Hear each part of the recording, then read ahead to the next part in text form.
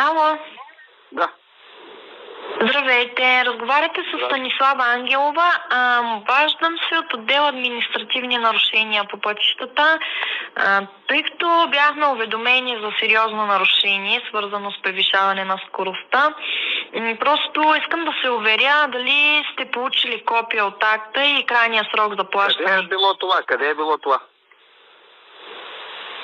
Ало? Извинете, там ли сте? Не ви чувам добре. Аз съм на едно место и ви слушам. Къде съм нарушил аз? Да, така е по-добре. Добре, може би актът е бил върнат поради някаква причина, но нека ви обясня по-подробно.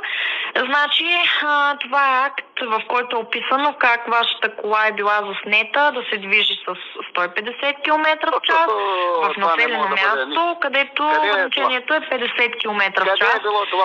Скоростта е била превишена с 55 км и това възлиза на 680 лева глоба. Добре. И отнемане на 2 точки от синият ви талон. Искам да знам да знаете колко точки са ви останали.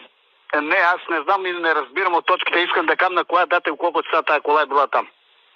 Извинете, това е важно. Камерите на КАТ са заснели BMW X6 с регистрационен номер RV5412VR.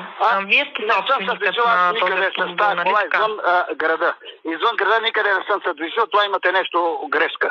75 вън, 75 добре, извинявайте. Може би някой ще се базика. Какво ще кажеш за това? Слушай сега. Аз слушайте, добре, аз съм от 45 години шофьор. 76-та година там мога да проверите УКАТ. Аз такова нарушение нямам. И аз повече от 50-60 не